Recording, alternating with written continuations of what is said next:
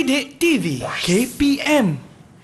Hello, Assalamualaikum dan selamat sejahtera kepada anda semua yang sedang menyaksikan Road to Success SPM 2021 bersama dengan saya, Wani Carey. Apa khabar anda semua di rumah? Wani harap anda semua sihat-sihat belaka. Sentiasalah jaga diri anda kerana kita tahu sekarang ini kita punya kes ni masih naik dan turun. Jadi kita sebagai rakyat Malaysia harus sama-sama bertanggungjawablah untuk patuhi SOP demi memutuskan rantaian COVID-19 ini. Saya percaya jika anda semua bertanggungjawab, insya-Allah kita boleh sama-sama turunkan kes ini dari hari ke hari. Sentiasa pakai hand sanitizer, pakai pelitup muka dan jaga penjarakan sosial sekurang-kurangnya 1 meter. Dan ingat ya, jika tiada urusan penting, jangan keluar rumah. Alright? Okey, baik. Jom kita teruskan dengan subjek kita hari ini. Kita akan sama-sama belajar satu lagi subjek teras yang menarik, iaitu biologi.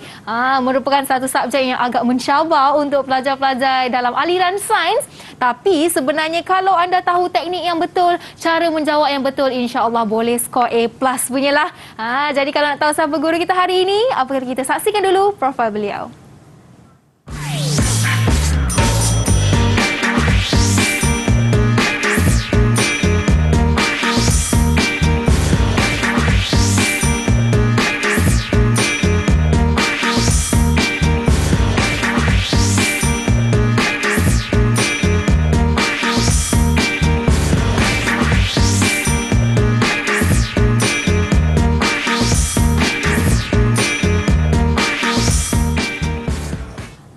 Diamond can cut diamond. Itu dia permata kata yang dipilih oleh guru kita hari ini, iaitu Cikgu Mardiana. Assalamualaikum Cikgu, apa khabar? Assalamualaikum Wani. Berjumpa kembali kita Cikgu. Ya Wani. Setelah beberapa kali belajar biologi dengan Cikgu, namun hari ini kita kembali bersama dengan Cikgu Mardiana dan selamat datang kita ucapkan ke studio RTS. Seperti biasalah Cikgu, kita nak tahulah hari ini subjek biologi, topiknya apa yang telah Cikgu pilih? Okey. Hari ini topik kita ialah topik tingkatan 4, bab 6, pembahagian sel. Pembahagian sel. Okey, mungkin Cikgu boleh kongsilah mengapa pentingnya kita nak kena belajar pembahagian sel ni Cikgu? Okey, baiklah Wani. Sebenarnya untuk biologi, kita ada tema 1 di mana ada 7 bab dirangkumkan dalam tema 1 dan bab 6 ini masih berbicara tentang sel. Ya. Jadi bila kita belajar pembahagian sel, kita tahu bagaimanakah salah satu fisiologi, prosesiologi yang berlaku di peringkat sel Wani. Okey, jadi ini merupakan tajuk tingkatan 4. Bab 6 ya Cikgu? Bab 6 Wani. Bab 6. Okey, jadi itu dia. Cikgu dah bagi tahu topik kita hari ini pembahagian sel. Jadi sebelum kita teruskan dengan pembelajaran kita, kita macam biasalah nak dengarkan dulu pandangan calon SPM mengenai subjek biologi. Mari kita dengarkan. Didik TV KPM. Dalam bab ini, saya telah mempelajari bagaimana sel-sel dalam badan kita berkembang dan hanya berhenti berkembang apabila kita sedang mati. Saya juga mempelajari bahawa meiosis itu merupakan suatu proses pembahagian sel yang berlaku di dalam organ pembiakan pemasakan gamet. Akhir sekali, bab ini juga telah menarik minat saya untuk mempelajari subjek biologi ini dengan lebih mendalam. Setelah belajar biologi, saya telah memahami tentang kitaran sel yang merujuk kepada penggandaan DNA serta pembahagian sel untuk menghasilkan 2 sel anak. Manakala, mitosis pula bermaksud proses pembahagian nukleus sel induk untuk menjadi 2 nukleus. Saya minat dengan subjek biologi kerana saya dapat mempelajari proses yang dilalui oleh sebuah sel. Sebagai contoh, sel di dalam badan kita sentiasa menumbuh, membahagi dan mati. Sel yang mati akan sentiasa diganti dengan sel yang baru. Sel badan menghasilkan sel yang baru dengan proses pembahagian sel. Didik TV KPM.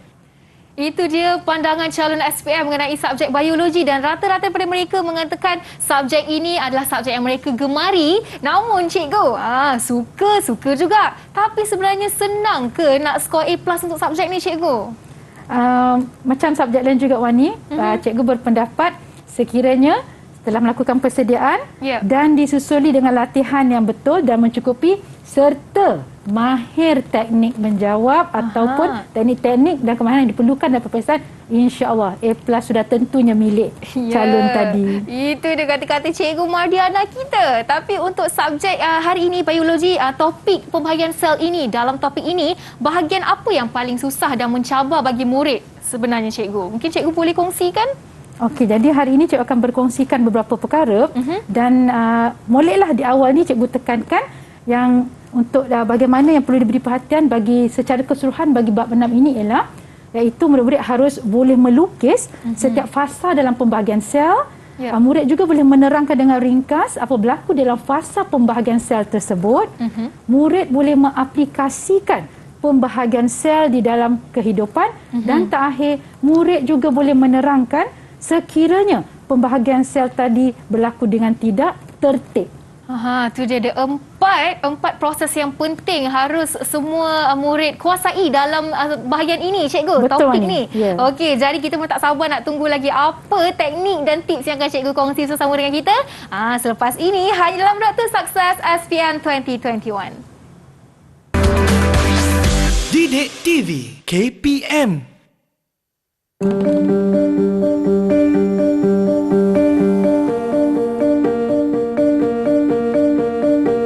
Bukan senang kita nak dapat keputusan yang dapat membanggakan keluarga dan diri sendiri. Masing-masing sebelum nak menghadapi periksa SPM tu akan ada banyak masalah yang mengganggu mental, jiwa dan emosi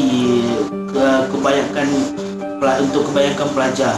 So memang banggalah dan akhirnya cabaran yang besar kami telah tempuhi dan telah pun berakhir. Satu, hilangkan sikap malas. Yang kedua, mempunyai azam yang tinggi untuk mencapai keputusan yang cemerlang dalam SPM. Yang ketiga, saya nak anda harus menyelesaikan tugas atau kerja sekolah yang diberikan oleh guru. Kalau tak faham, tanya cikgu ataupun kita boleh tanya kawan-kawan kita yang lagi pandai dalam sesuatu topik ataupun bidang dalam pelajaran tersebut. Ada calon SPM tahun 2021. Saya harap anda semua mampu menyiapkan diri anda dengan masa yang ada ini untuk menghadapi peperiksaan SPM. Saya harap anda semua ulang kaji bersungguh-sungguh, belajar bersungguh-sungguh dan ingat, jangan lupa untuk berdoa kepada Tuhan.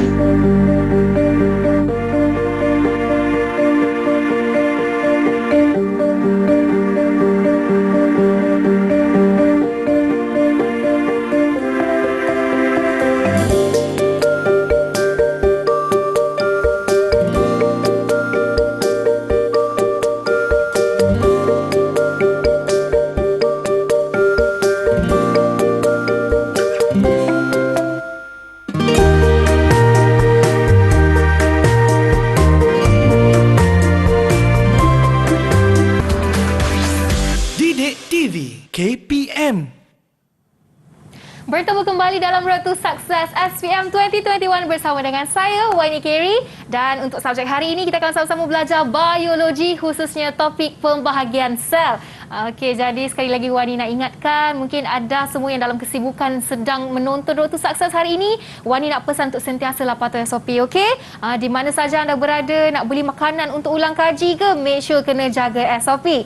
Okey, jadi untuk hari ini cikgu, seperti biasalah, bukan kita berdua saja yang akan di studio, kita akan sama-sama memanggil 6 murid cikgu dari Sekolah Menengah Sains Ulu Selangor, Batang Kali Selangor yang akan bersama-sama dengan kita hari ini. Mari kita persilakan mereka semua. Assalamualaikum, selamat sejahtera. Apa khabar semua? Waalaikumsalam. Khabar baik. Khabar baik, alhamdulillah. Okey, kita nampak di sini ada 3 pelajar lelaki dan 3 pelajar perempuan. Jom kita nak minta anda perkenalkan nama anda dan kongsikan apa cita-cita anda. Kita mulakan dengan Adam. Assalamualaikum dan selamat sejahtera. Nama saya Muhammad Adam Rizal bin Azwar. Kami dari Sekolah Menengah Sains Ulu Selangor. Dan cita-cita saya adalah untuk menjadi seorang askar. Wow, askar. So kita doakan agar Adam berjaya menjadi askar. Okey. Seterusnya kita ada Nazim. Assalamualaikum, salam sejahtera. Bonjour, Haji Mimaste. Nama saya Muhammad Nazat Muhammad Azmawi. Cita-cita saya untuk menjadi seorang guru ataupun seorang speaker, insya-Allah. Wow, itu dia. Bonjour, Nazim. Nazim, maafkan saya. Okey, seterusnya kita ada Nur Ain. Assalamualaikum, nama saya Nur Ain Salihah, boleh panggil Ain. Cita-cita saya nak jadi jurugambar. Juru gambar, fotografer. Mungkin boleh jadi fotografer yang berjaya satu hari nanti ya. Okey, kita doakan. Seterusnya kita ada Aira. Hai, Assalamualaikum. Nama saya Aira Michelle. Boleh panggil saya Michelle. Cita-cita saya adalah untuk menjadi seorang diplomat. Okey, wow, baik. Terima kasih Michelle. Seterusnya kita ada Norman. Assalamualaikum dan selamat sejahtera. Boleh panggil saya Norman. Cita-cita saya nak menjadi seorang pilot. Sebab pemandangan dia sangat cantik. Wow, itu dia cita-citanya. Bukan salang-salang ya. Okey, terima kasih Norman. Dan akhir sekali kita ada Intan. Hai, Assalamualaikum. Nama saya Intan Najwa. Boleh panggil saya Intan. Cita-cita saya nak jadi veterina. Veterina. Wow, menarik. Terima kasih Intan. Okey, telah ada 6 orang murid cikgu. Ni semua anak murid kelas cikgu ke volunteer semua cikgu? Ini oleh kerana dalam PDPR Wani, jadi mereka lah yang volunteer dan mereka memang kelas yang cikgu mengajar. Wah, itu dia hebatnya mereka ni bakal pelajar cemerlang hari ini dan Amin. semua yang menonton di rumah sana. Okey, baik cikgu. Jom kita nak teruskan dengan sesi pelajaran kita hari ini. Dipersilakan cikgu. Terima kasih Wani. Okey, baiklah. Sebelum itu cikgu minta murid-murid di atas talian dan juga murid-murid di rumah untuk menyediakan pensel, pen, ya, alat tulis dan buku nota untuk mencatat perkara penting yang akan kita kongsikan pada hari ini. Cikgu tak nak murid-murid terlepas perkara-perkara yang cikgu ingin pesan dan cikgu ingin kongsikan ya. Okey, baiklah. Sebelum kita meneruskan kepada perkongsian kita, cikgu ingin menggariskan ada 4 perkara yang terkandung ataupun kita kenali sebagai standard kandungan bagi bab 6 ni Wani. Ya, kita ada pembahagian sel, kita akan lihat kita sel dan mitosis, kita akan tengok kepada meiosis iaitu satu lagi jenis pembahagian sel dan yang terakhir kita ingin membincangkan isu pembahagian sel terhadap kesihatan manusia. Baik. Seterusnya, Wani cuba Wani tengok ni. Wani dulu masa sekolah, cikgu yakin Wani mendapat grade yang baik dalam matematik. Mendapat apa cikgu? Maafkan Grade saya? yang baik dalam matematik. Grade yang baik, Alhamdulillah. Okey. Matematik itu bukan satu subjek yang agak mencabar untuk saya, tapi Alhamdulillah saya berjaya push diri saya untuk dapatkan skor yang saya nak. Alhamdulillah. So Wani, dalam dunia biologi, dan biologi lah satu-satunya bidang sains di mana pembahagian itu sama maknanya dengan darab. Okey. Okey. 2 bahagi dengan 2. Dapat berapa Wani? 2 bahagi 2 kosong? Betul tak? 2 bahagi 2 dapat 1 Wani. 1. Nampak tak cikgu? Saya kena kalkulator depan saya ni cikgu. Malulah saya Sekarang macam ni. memang semua orang murid-murid pakai kalkulator. Cuma dalam biologi ni Wani, 2 bahagi 2 dapat 4 Wani. Oh, macam mana pula tu? Ya, mari kita lihat ya. Okey, jadi melalui pembahagian sel lah Wani, di mana sel tadi akan bertambah bilangannya. Okey. Okey, jadi kita mesti tengok yang pertama tadi 6.1, pembahagian sel melibatkan 2 bahagian iaitu karyokinesis, melibatkan pembahagian nukleusnya Wani, dan yang kedua ialah cytokinesis di mana cytoplasma membahagi. Sekarang ni Wani, sepanjang perkongsian cikgu, murid di rumah dan murid-murid di atas talian, cikgu akan menselang-selikan dengan checkpoint. Di sini checkpoint ini ialah cikgu ingin menguji ya. Cikgu tak nak tunggu di akhir rancangan. Cikgu akan menguji anak-anak untuk memperkukuhkan ya pengetahuan anak tentang pembahagian sel. Jadi yang pertama Wani, cikgu dapati sekiranya murid-murid tidak kenal nama-nama khas dalam kromosom dalam bentuk-bentuk yang berbeza, mungkin murid tadi agak sukar untuk cemerlang dalam bab pembahagian sel. Jadi cikgu bawakan pada hari ini di mana kromosom-kromosom dalam bentuk berbeza. Okey, kita buka soalan pada murid atas talian ni Wani ya. Boleh cikgu. Okey, siapa yang boleh bantu cikgu untuk menamakan A, B, C dan D? Silakan. Boleh saya cuba cikgu? Silakan Adam. Yang paling kiri tu warna purple, kromatin. Warna biru, kromatid. Warna merah, kromatid kembar. Lepas tu yang warna hijau dengan purple tu kromosom homolog. Okey, terima kasih Adam. Mari kita lihat. Ya, mari kita lihat. Tahniah. Itu dia. Ya. Jadi Wani, apabila murid tahu nama-nama kromozom dalam bentuk yang berbeza-beza, mereka akan mudah untuk menerangkan pembahagian sel. Okey, seterusnya kita akan pergi kepada kita sel. Untuk pengetahuan murid-murid di rumah dan di atas talian, pembahagian sel ini bermula dengan kita sel. Jadi dalam kita sel ada dua, iaitu interfasa dan fasa M. Kita sel interfasa merupakan fasa yang paling panjang dalam kita sel. Fasa ini terdiri daripada 3 fasa, G1, S dan G2. Jadi Wani, pi yang Wani nampak ini juga merujuk kepada jumlah masa setiap fasa. Kalau Wani tengok pi itu besar, maka lamalah fasa itu berlaku. Ya. Okey, baiklah. Apa yang berlaku semasa fasa G1? Okey, semasa G1, komponen sel seperti mitokondria dan jalinan endoplasma dihasilkan. Dengan lebih banyak lagi, protein untuk kegunaan kita sel juga disintesis ketika ini, kerana lepasnya ada proses penting ni. 1 menjadi 2. Ini persediaan. Pada peringkat ini, nukleus kelihatan besar dan kromozom adalah dalam bentuk kromatin. Panjang-panjang mengurai ya masa ni. Ya. Okey, fasa seterusnya ialah fasa S, di mana fasa ini ialah untuk sintesis DNA. DNA bereplikasi. Kalau murid-murid boleh tengok gambar di sebelah kiri sana, kromatid menjadi kromatid kembar. Daripada 2 sayap ada 4 sayap. Kromatid seiras yang dikenali sebagai kromatid kembar, kedua-dua kromatid mengandungi salinan molekul DNA yang sama. Kerana kita nak mekekalkan ciri yang sama Wani, kita kena ada salinan dia, fotokopi dia. Ya. Okey, disambung dengan fasa G2 bagi interfasa, sel terus membesar dan kekal aktif secara metabolik semasa fasa G2. Sel mengumpulkan tenaga dan membuat persiapan terakhir memasuki peringkat pembahagian sel yang seterusnya. Jadi semua ini akan berlaku dalam tempoh masa yang agak panjang.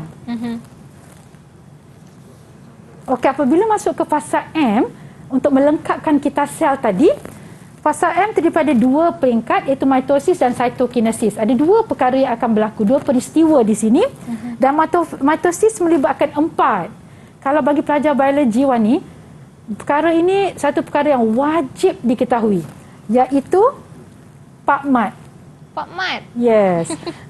Sampai luar negara pun taklah panggil PubMed, dia panggil PMed. Jadi ini semua pelajar mengambil biologi akan tahu tentang PubMed ini. Okey, apa tu PubMed cikgu? Ya, mari kita kenali siapakah PubMed ya. Okey, PubMed Wani, P ini ialah profasa.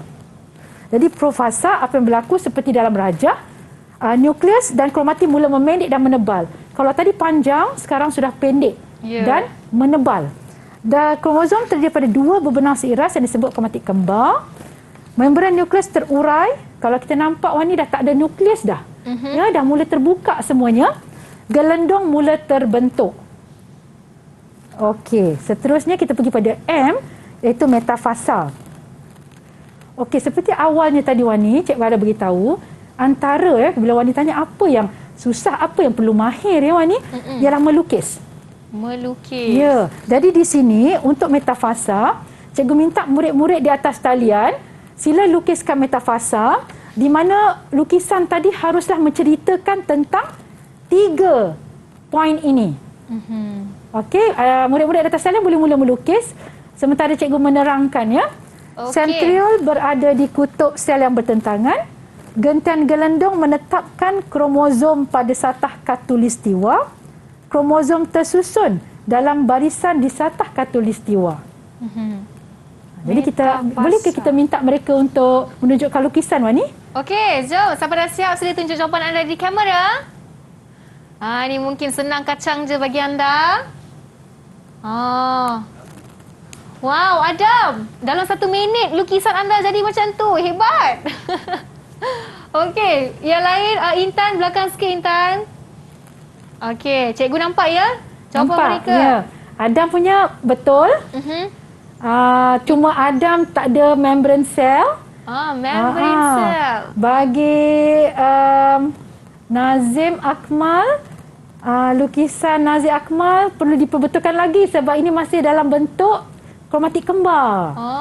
Okey. Nampak sama cikgu, tapi sebenarnya banyak perbezaan dia. Ya, jadi perlu mahir melukiskan betul. Okey, Norman punya, Norman kena dekat sikit lah Norman. Okey, Norman punya, okey. Kita fokus Norman punya. Norman angkat sayang, Norman angkat balik. Cikgu nak tengok. Norman. Okey, Norman punya Wani, ini ada berlaku kesilapan di mana jumlah asal ialah 4, dia lukis 6. Oh, terlebih. Terlebih. Okey, jadi kena ada 4 je lah cikgu. Ya, dia kena kekalkan. Okey. Kita pergi seterusnya. Inilah jawapan. Itu dia. Siapa yang lukis sama macam tu? Intan pun sama. Sama dengan jawapan. Okey, Ain pun comel je semua lukis. Pandai. Okey, seterusnya kita pergi untuk uji yang kedua. Ya, dan untuk lukisan terakhir pada hari ini, kita tengok pula bagaimana anafasa. Anafasa ialah di mana sementara cikgu terangkan anak-anak boleh mula melukis ya, murid-murid kalau lukis ya. Sentroma membahagi 2 dan kromatik kembar berpisah. Kromatik kembar sekarang baru berpisah, gentian gelendong memendek, mengecut dan kromatik kembar tertarik ke kutub sel yang bertentangan. Anafasa berakhir apabila kromatik sampai di kutub sel. Okay, macam mana murid-murid? Tadi metafasa, ini anafasa. Ya, kan tadi ada Pak Mat PM A sekarang. Sekarang kita dah A. Ya. Okey, baik. Siapa dah siap? Michelle. Okey, rapatkan ke kamera, nak tengok jawapan. Okey. Norman. Tinggal Norman seorang saja ni. Okay, cikgu boleh cak yang lain dulu cikgu. Ya, betul ke boleh. tidak? Itu dia. Okey, semua betul. Semua betul? Ya. Wow, walaupun lain-lain di situ tapi semua betul ya bagi apa orang kata dari segi skema jawapan cikgu lah. Ya. Betul. Okey, bagus semua. Okey, kita teruskan ya Wani? Boleh cikgu. Alright. Dan yang terakhir untuk Pak Mat tadi, minta maaf ini jawapan untuk anafasa. Okey, yang terakhir ialah telofasa. Telofasa ialah apabila kromosom telah sampai ke kutub yang bertentangan dan dikenali sebagai kromatik, dikenali sebagai kromosom anak. Ya, ini tentang bagaimana sel tadi mendapat sel baru, sebab tu ada perkataan anak di sini. Setiap kutub sel mempunyai satu set kromosom yang lengkap dan seiras. Nukleus mula terbentuk, getian gelendong menghilang. Peringkat telofasa diikuti oleh cytokinesis. Ya. Sekiranya murid-murid boleh melakukan dengan baik penerangan dan juga lukisan, bermakna murid-murid telah mahir dan telah pun menguasai semua peringkat dalam pembahagian sel mitosis. Itu dia Pak Mat. Ya, Pak Mat. Dah sampai T dah ni. Ya. Okey, itu dia semua contoh-contoh lukisan untuk Pak Mat ya. Betul. Kemudian Wani, apabila kita belajar sesuatu ilmu, sebenarnya bagi silibus ya biologi, kita juga akan menerangkan apakah kegunaan pembelajaran ini dalam kehidupan mereka. Di manakah perkara ini berlaku kepada tubuh badan ataupun dalam organisma hidup yang lain. Ya. Jadi seterusnya kita akan berkongsi tentang keperluan proses mitosis ini. Okey. Jadi seperti yang cikgu katakan, checkpoint yang cikgu sediakan hari ini untuk membantu murid di rumah dan juga murid di atas talian untuk memperkukuhkan pengetahuan murid tentang bab pembahagian sel. Okey, jadi siapa yang boleh bantu cikgu untuk menerangkan keperluan mitosis, sebab kalau kita tengok gambar ni Wani pastikan betul-betul ekor cicak tu tak sama. Lain. Dan kalau Wani tengok di sebelah kiri pula, gambar tapak Sulaiman tu bilangan kakinya tak sama. Jadi apakah yang berlaku kepada kedua organisma ini? Siapa boleh terangkan?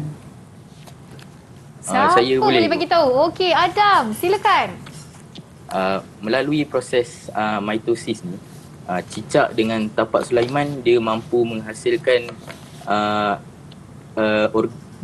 badan yang baru, dan beberapa haiwan lain pun boleh melakukan penjanaan semula.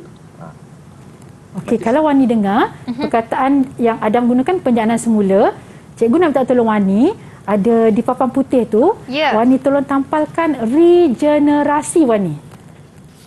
Apa ni? Regenerasi. Ya. Tampal di sebelah mana cikgu? Mana-mana je Wani, tak apa. Okey. Macam ni boleh. Okay. Alright. So, kita nak kumpulkan berapa banyak sebenarnya keperluan mitosis dalam kehidupan. Okey, yang seterusnya kita ada gambar hydra dan pokok setawa. Ya. Jadi apa pula yang boleh diterangkan berdasarkan rajah di sini? Silakan, siapa boleh jawab? Okay. Saya cikgu. Norman. Mitosis membantu organisma seperti hydra, pokok setawa menghasilkan individu baru melalui pembentukan tunas. Okey, kalau Wani dengar tadi, apa disebutkan oleh Norman ialah pertunasan. Sebenarnya Wani, ini ialah pembiakan, dan pembiakan ada dua jenis Wani. Pembiakan seksual dan asexual. Maka mitosis ini penting untuk pembiakan asexual Wani. Pembiakan asexual. Ya. Okey, so itulah jawapannya cikgu. Ya, betul. Okey, ni jawapan yang kedua.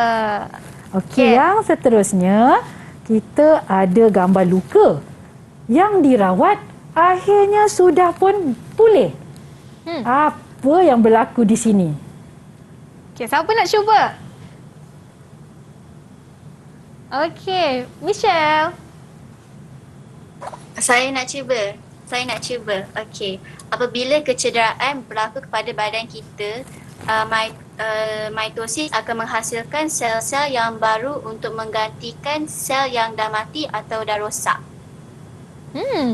Ya, itu betul. Jawapan Michelle. Ya. Okey. Jadi apa yang Wani nampak sesuai dalam pilihan jawapan tu Wani untuk digambarkan proses ini? Saya rasa jawapan dia penyembuhan luka. Ya, betul. Okey. Bermaknanya tanpa mitosis Wani, kalau kita luka, mungkin dia akan terbuka sampai bila-bila. Betul, dan lebih banyak pendarahan akan berlaku. Ya. Dan mungkin kita tidak akan hidup lama, cikgu. Betul tu Wani. Okey. Okey, yang seterusnya kita ada gambar. Kita nampak ada daging. Kan? Betul. Okey, silakan. Siapa boleh buat penceritaan atau penjelasan tentang rajah ini? Okey, checkpoint 7. Siapa nak cuba? Cikgu, saya nak cuba lagi cikgu. Okey, Norman. Melalui mitosis, teknik pengkulturan menggunakan sel stem daripada haiwan yang kemudiannya dikultur di dalam makmal untuk menghasilkan daging. Jadi Wani, apa yang Norman beritahu kita ianya pengkulturan daging. Ya. Sebenarnya Wani, teknik ini di setengah-setengah negara telah dilakukan dengan jayanya, di mana pengkulturan daripada stem cell menghasilkan perangkat daging. Kita ambil stem cell daripada lembu contohnya, kita kulturkan di makmal dapat daging. Bukan dapat lembu, dapat daging saja. Dan kelebihannya Wani, kita boleh merancang kualiti daging dihasilkan. Adakah kita nak rendah lemak, lebih protein, di setengah-setengah negara. Tapi masih di peringkat kajian lagi. Okey, jadi jawapan untuk checkpoint 7 ni teknologi kultur daging. Tepat sekali. Hebatlah Kak Wani kita. Itu dia. Okey, kita ada checkpoint 8. Di sini nampak gambar DNA. Kita nampak ada gambar jarum. Jadi apakah rasanya mitosis yang teknologi apa yang memerlukan mitosis dalam rajah ini? Silakan. Cikgu, saya nak jawab cikgu. Okey, silakan Nazim. Baiklah, dalam rajah tu dia menunjukkan terapi sel-sel.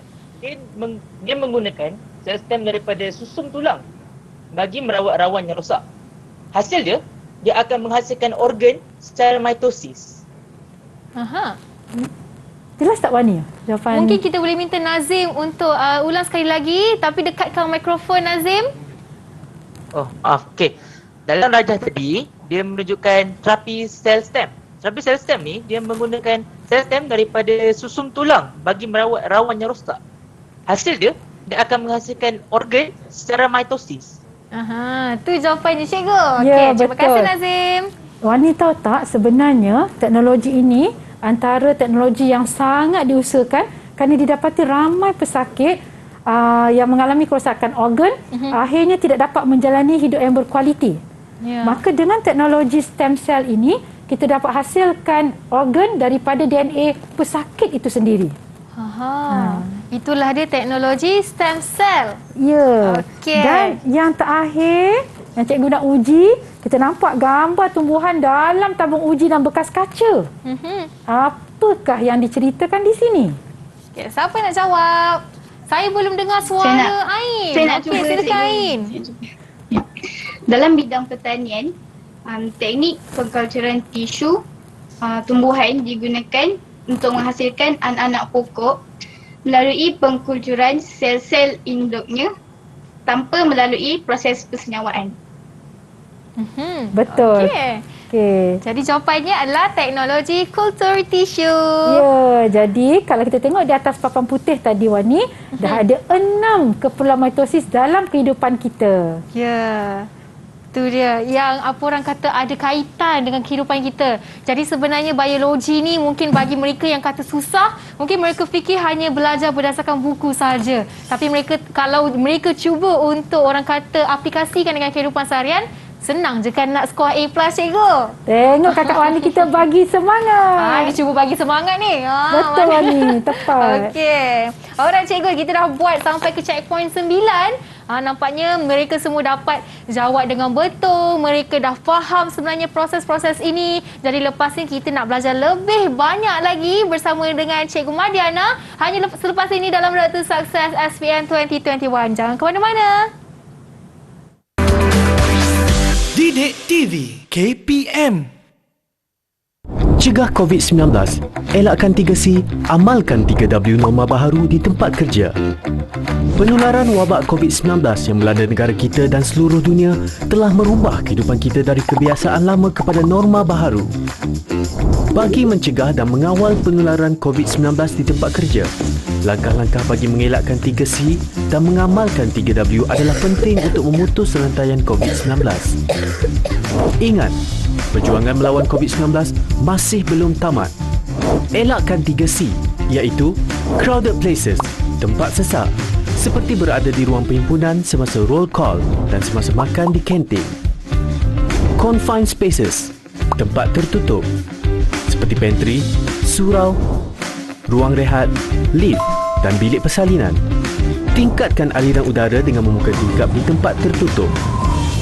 Close conversation, bercakap jarak dekat, seperti semasa bermesyuarat, berurusan di kaunter dan semasa di ruang kerja.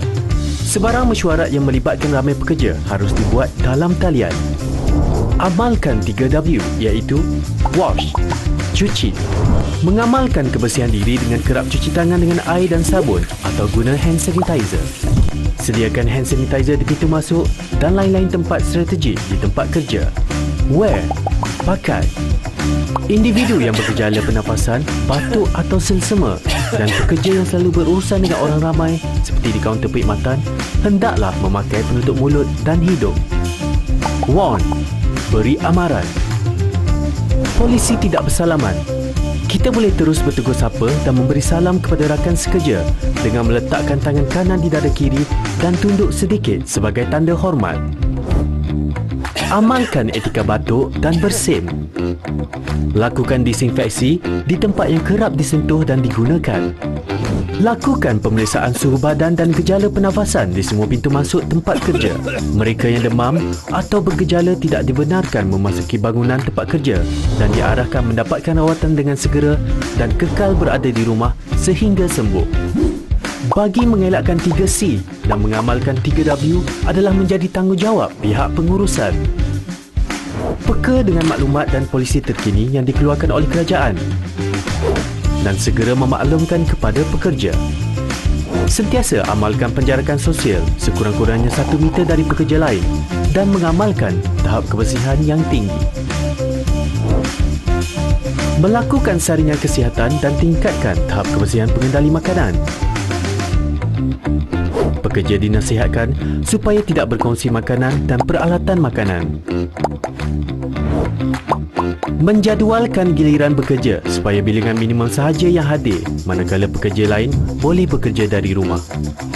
Menilai risiko perjalanan pekerja yang berurusan di luar pejabat dan elakkan perjalanan yang tidak perlu. Membantu pekerja yang mengalami panik atau resah akibat COVID-19 untuk mendapatkan perkhidmatan sokongan psikososial.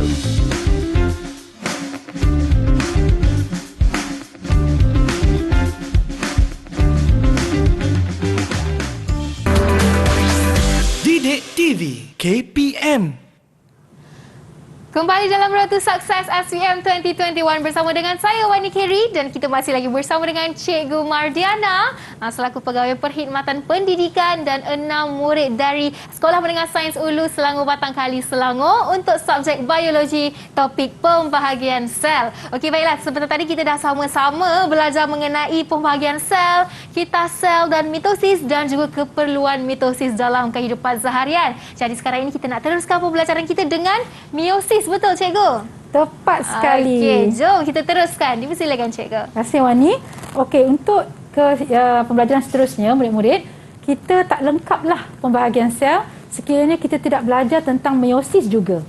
Okey, maknanya mitosis tadi telah pun disimpulkan oleh Kak Wani kita. Sekarang kita akan masuk kepada satu lagi jenis pembahagian yang dinamakan sebagai meiosis. Baiklah. Meiosis, kalau murid-murid tengok, ada gambar ni yang cikgu rasa daripada menengah rendah ya, ataupun mungkin sekolah rendah dah tengok ya. Betul. Ada sperma dan juga ovum. Jadi itu menunjukkan meiosis ini ada pengkhususannya, Wani. Apakah keperluan atau kepentingannya?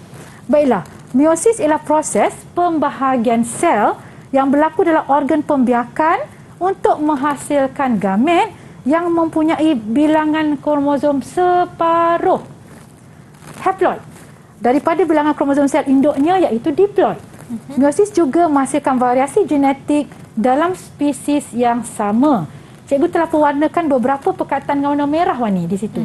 Kerana itulah sebenarnya keupayaan istimewa proses meiosis dalam menghasilkan sel anak yang dinamakan gamet. Gamet.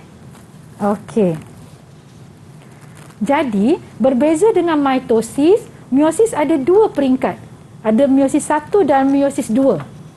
Jadi, kalau kita tengok, Pak Mat tadi masih kekal dalam meiosis, tetapi untuk meiosis 1, kita perlu labelkan dan namakan setiap fasa tadi dengan 1 di belakangnya. 1 di belakangnya. Maksudnya, Wani, profasa 1, metafasa 1, anafasa 1 dan telofasa 1. Dan perkara ini sangat penting. Memandangkan meiosis memang ada dua peringkat, Wani, ya. Betul. Jadi, dan kalau Wani boleh, kalau Wani perasankan tadi, semasa cikgu menerangkan mitosis, bila kita beri gambar sel, warna kromosom sama. Untuk meiosis, cikgu gunakan warna yang berbeza. Ada dua. Dia, dua, ya. Okey, inilah perkara-perkara yang murid-murid di rumah dan juga murid di atas talian perlu catatkan. Ya. Alright, kita teruskan, ya. Antara banyak-banyak fasa di dalam meiosis 1, cikgu nak menekankan dan menghuraikan lebih lanjut tentang profasa 1. Dan cikgu mohon murid-murid untuk memberi perhatian kepada perkataan-perkataan yang ditebalkan, dihitamkan, ya. Okey, kromatin memendek dan menebal dan membentuk kromosom yang jelas kelihatan. Kromosom homolog berpasangan, sinapsis, membentuk bivalent ataupun dikenali sebagai tetrad, iaitu terdapat 4 kromatid bagi kromosom homolog. Proses pindah silang, iaitu pertukaran bahan genetik antara kromatid-kromatid bukan seiras berlaku. Pindah silang menghasilkan kombinasi gen yang baru pada kromosom. Tempat di mana kromatid bersilang disebut kiasma. Pada fasa akhir, membran nukleus dan nukleus mula menghilang, kedua sentriol bergerak ke kutub sel bertentangan. Getah gelendong berbentuk antara sentriol. Jadi, Wani, di sini cikgu memberikan perhatian khusus untuk fasa 1 kerana di sini terdapat beberapa perkara yang perlu pelajar-pelajar telitikan dengan baik untuk mahir dalam bab ini. Selebihnya, seperti metafasa, anafasa dan telofasa, sama saja seperti mitosis. Ya. Okey, jadi Okey, kita cikgu. Ya, Nak saya. tanyalah dalam peperiksaan kalau nak menjawab soalan sebegini, kita perlu bagi dalam bentuk ayat penuh ataupun boleh poin-poin saja, cikgu? Okey, ini kan jawab soalan yang sama yang antara soalan paling popular sekali Wani ya. Sering ditanyakan. Oh ya, okey. Cemerlang soalan Wani ni. Ya, cikgu. Okey, baiklah. Untuk memberi pandangan kepada soalan Wani tadi, dari segi persembahan jawapan, ayat penuh atau ayat poin Wani ya. Kalau poin di sini digunakan untuk mengatur jawapan, ya. Boleh. Tetapi ayat yang digunakan ringkas tetapi memberi makna Wani. Ya. Janganlah ringkas sehingga tidak dapat menerangkan maksud fakta ataupun menerangkan fakta. Kadang-kadang Wani, pelajar berlakulah kecuaian di mana pelajar tadi contoh Wani ya, contoh memberikan jawapan ya atau tidak. Tiada atau ada. Ya. Jadi kita tidak dapat memahami maksud kepada fakta yang diterangkan. Ini mungkin kerana kecuaian lah Wani ya. Maksudnya kalau ada fakta kena ada huraian dia sikit lah kan, cikgu? Ya, betul. Okey, baik. Okey. Jadi kalau kita tengok di sini ada lukisan dan menerangkan satu proses ya. Kita ada P, Q dan R. Dan di sini ialah gambar rajah ini menerangkan sinapsis. Okey. Jadi cikgu ingin menguji ya di checkpoint 10 murid-murid di atas talian untuk menerangkan kepada kita apakah P, Q dan R. Okey, siapa nak cuba? Saya nak cuba. Okey Nazim, silakan. Okey, baik. Okey, baiklah. Kalau kita semua tengok dekat P tu, pada awal profil 1 itulah time tu. Kromosom dia tersusun secara rawak. Maksud dia secara random lah. And pada Q dan pada R, kromosom paternal tu dia menghampiri kromosom maternal untuk menghasilkan kromosom homolog. Okey. Betul ke cikgu jawapan Nazim? Jawapan Nazim tu betul Wani. Okey, cuma bagus cikgu Nazim. nak menghuraikan untuk memberikan lebih kefahaman. Pertama, tips bagaimana murid-murid boleh melukis dengan baik untuk menampakkan proses di fasa 1. Gunakan warna yang berbeza untuk memberikan menunjukkan ada kromosom paternal dan maternal. Di sini cikgu menggunakan warna biru yang solid dan warna biru yang outline sahaja dan panjang yang berbeza. Jadi Wani, bila Wani pada awalnya tanya apakah bahagian yang susah ya, untuk secara umumnya pengalaman cikgu menjadi seorang guru biologi, kemahiran melukis ini perlu ditekankan dengan baik. Ya. Kadang-kadang pelajar boleh lukis Wani tapi terlupa panjang dan pendeknya saiz kromosom juga perlu dibezakan. Beza saiz untuk biru dan oranye itu ya cikgu? Ya Wani. Oh, kalau dua-dua sama panjang salah lah. Salah. Okey. Ya. Kena ingat tu. Ya, murid tolong ingat ya, catat ya. Okey, jadi seterusnya kita tengok pula checkpoint 11, kita ada tentang pindah silang. Okey, sebelum cikgu nak tanya soalan, cikgu nak terangkan dulu apa yang berlaku dalam rajah setelah sinapsis berjaya dengan baik. Kita akan dapati kromosom homolog tadi Wani sama ada bersentuhan. Wani tengok bersentuhan. Cikgu kata balik, minta maaf. Dia bersentuhan atau tidak? Ya. Jadi tempat yang bersentuhan tadi Wani kita namakan sebagai chiasma. Chiasma. Jadi bivalent ialah apabila ianya bersentuhan. Berlaku juga kadang-kadang peristiwa kromosom homolog ini tidak bersentuhan. Lepas tu Wani tengok kadang-kadang kan ada anak yang ada bahagian tertentu pada tubuh badan mereka sama seiras dengan induk atau mak dan ayah. Betul. Tak saling tumpah pun. Ya. Sebab tak ada berlaku kombinasi yang baharu. Okey. Seterusnya kita tengok setelah bersentuhan, bila sentuh tu Wani, tujuan dia nak bertukar. Bertukar? Ya, jadi kita tengok yang oranye ni, pasangan oranye, pasangan oranye tidak ada apa-apa perubahan baru, tetapi pasangan biru sudah ada sedikit segmen yang tertukar. Ya. Ya, ini dinamakan pindah silang. Jadi soalan cikgu Wani, apakah kepentingan pindah silang? Okey, apakah kepentingan pindah silang? Siapa nak jawab? Kita nak minta Intan. Okey, silakan Intan. So, kepentingan pindah silang ni adalah untuk menghasilkan kombinasi gen ataupun kromosom. Jadi gamet antarasil adalah berbeza dan akan menghasilkan variasi di kalangan anak. Jadi kawan ni, kalau Wani tengok kan apa kepentingan variasi ya Wani. Pertama yang kita boleh lihat, binti sama. Ya, maksudnya daripada pasangan mak dan ayah yang sama, tetapi rupa anak-anak tu tak sama Wani. Ya. Dan kebolehan mereka pun berbeza.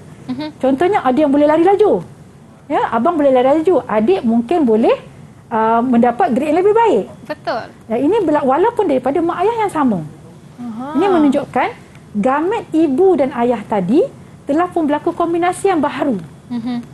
Ya, itu satulah. Dan daripada segi kemandiran spesies dalam konteks lebih besar Wani, perkara ini boleh membantu sesuatu spesies itu daripada tidak pupus. Contohnya Wani, penyakit datang ya, contoh COVID ya Wani, contoh ya. Ketahanan kita tak sama kerana kita ada variasi yang berbeza. Adik-beradik kita pun kita tengok kalau si abang sesama, mungkin adik tak sesama. Sebabnya dia membawa genetik yang berbeza. Penting proses pindah silang ini berlaku dengan baik. Jadi cikgu, saya nak tanya, berkemungkinan apa orang kata kebolehan ada dalam diri seorang anak itu datangnya daripada ibu bapa?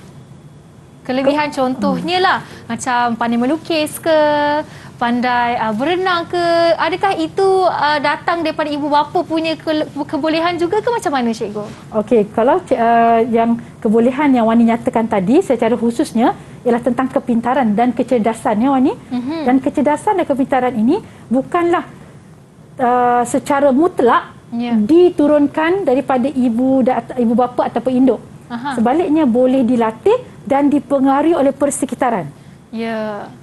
Okey, baik. Dari itu dia, ada orang kata macam bakat dia ni datang pada ibu bapa. Tapi sebenarnya kalau orang yang tidak ada bakat pun kalau digilap boleh menjadi seorang yang hebat juga satu hari nanti. Tepat Wani. Baik cikgu. Okey, satu penjelasan yang sangat mudah faham. Saya sendiri pun dah faham proses meiosis ini. Dan lepas ini ada banyak lagi yang kita akan buat bersama-sama dengan Cikgu Mardiana. Jangan ke mana-mana, kita akan kembali selepas ini dalam Ratu Sukses SPM 2021. Didik TV KPM.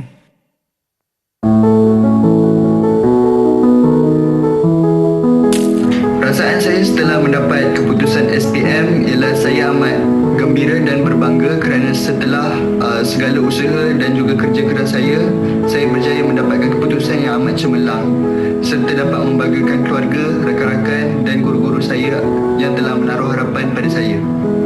Hala tuju saya setelah mencapai keputusan SPM, setelah berfikir panjang, saya akan cuba untuk memohon beasiswa bagi menyambung pelajaran saya dalam bidang sains, teknologi, kejuruteraan dan matematik STEM yang relevan dengan sektor industri 4.0 pada masa akan datang.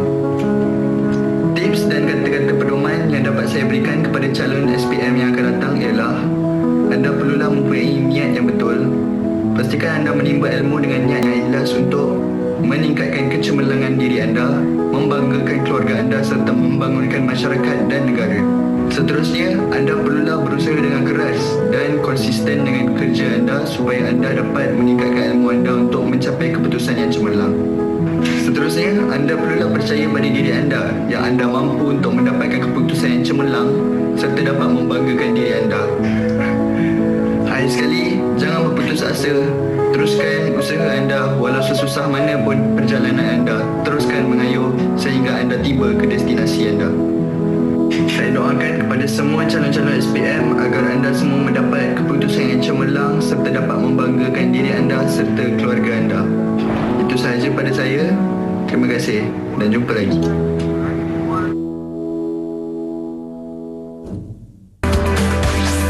Didik TV KPM. Bertemu kembali dalam Ratu Sukses SPM 2021 bersama dengan saya Wani Carey dan kita masih lagi bersama dengan Cikgu Mardiana dalam subjek biologi topik pembahagian sel. Okey, kita dah sampai ke segmen yang terakhir untuk kita sama-sama berganjak kepada subjek seterusnya, topik seterusnya, iaitu cikgu kata kesihatan yang tadi. Ya, Wani, betul. Jadi mari kita ambil tahu tentang kesihatan dalam topik kita hari ini. Mari kita, cikgu. Okey, Wani, terima kasih. Jadi untuk 6.4 SK yang terakhir, kita ada isu pembagian sel terhadap kesihatan manusia. Okey, baiklah. Orang kata mengharapkan hujan hingga ke petang, panas hingga ke petang, hujan di tengah hari. Bermaknanya murid-murid, kita juga perlu memahami proses-proses ini mungkin mengalami masalah, ya. Jadi kalau murid-murid tengok di sini, cikgu ada gambar sel normal dan sel kanser. Jadi dalam pembelajaran pembagian sel, secara langsungnya pembagian sel ini boleh mengakibatkan terbentuknya sel-sel kanser. Ya. Jadi kalau Wani tengok, ini yang minta maaf, apa cikgu ada di sini lah contoh beberapa, ya. Bagaimana sel normal, tidak normal dan menjadikan masalah kanser tadi. Okey, di sini Wani, kalau cikgu boleh kongsikan bagaimana sel kanser boleh berlaku. Ada proses terdedah kepada mutagen, ya. Maknanya organisma tadi terdedah pada mutagen. Maklumat mitosis dalam DNA telah pun berubah, berlaku mutasi DNA. Jadi sel tidak normal dihasilkan. Mitosis berlaku dengan cepat, tidak terkawal, ya. Pak mat tadi tak habis mungkin. Dan akhirnya menyebabkan tumor terhasil, sama ada benigna ataupun malignant. Okey, cikgu nak tanya pada murid-murid, boleh tak saya terangkan pada cikgu jenis-jenis mutagen yang ada?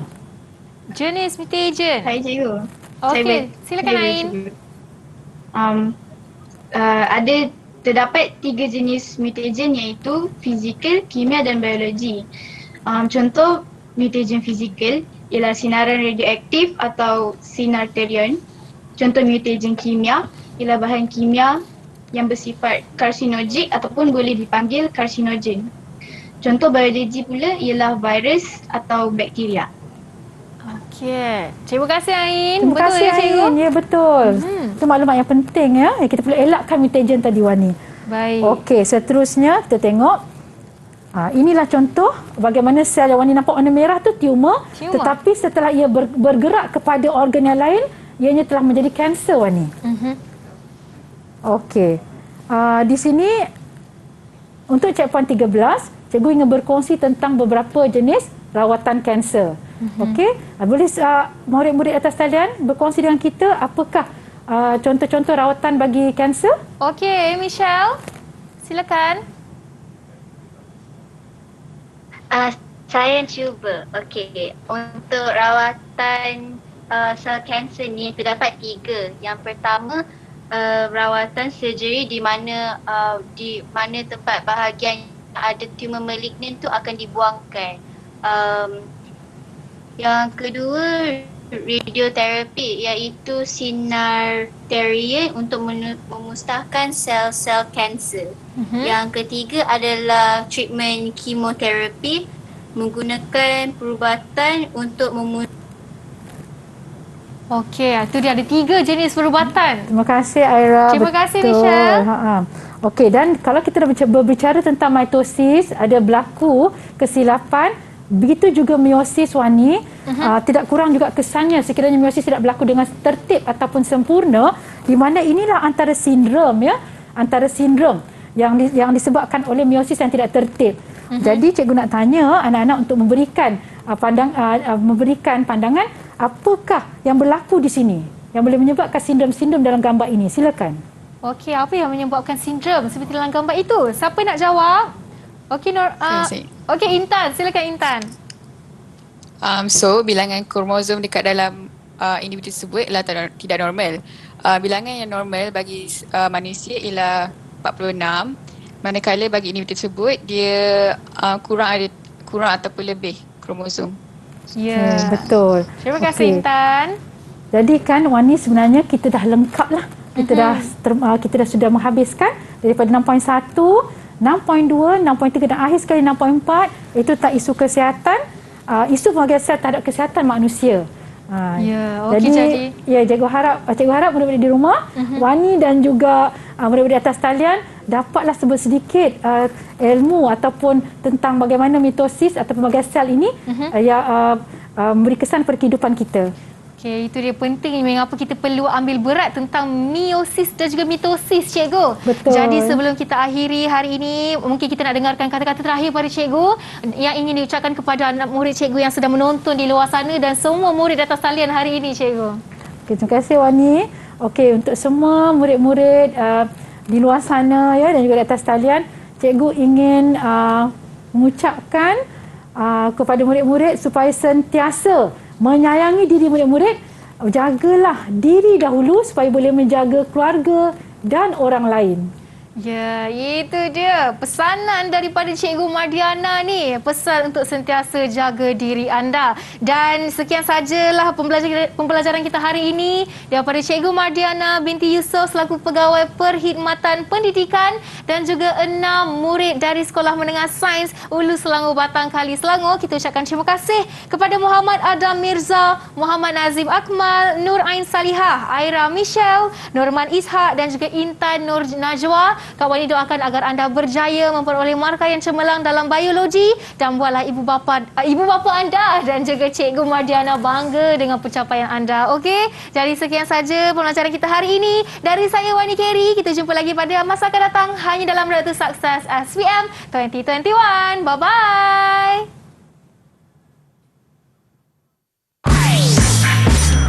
Didik TV KPM. Assalamualaikum. Saya Cikgu Nuraini binti Zuhudin, Guru Subjek Asas Sains Komputer Sekolah Menengah Sains Hulu Selangor. Kepada calon-calon SPM 2021, saya berharap awak semua dapat kekalkan momentum, teruskan mengikuti PDPR di rumah secara konsisten, sentiasalah berdoa, mohon diberikan kesihatan yang baik, mohon restu ibu bapa dan guru. InsyaAllah kejayaan pasti milik anda semua. Good luck, all the best. Assalamualaikum warahmatullahi ta'ala wabarakatuh. Saya Nur Hafiza binti Izadin, guru daripada Sekolah Menengah Sains Hulu Selangor, ingin mengucapkan selamat maju jaya kepada semua calon SPM 2021. Ingatlah bahawa kunci kejayaan ialah percaya dengan kebolehan diri sendiri. Saya pasti anda boleh.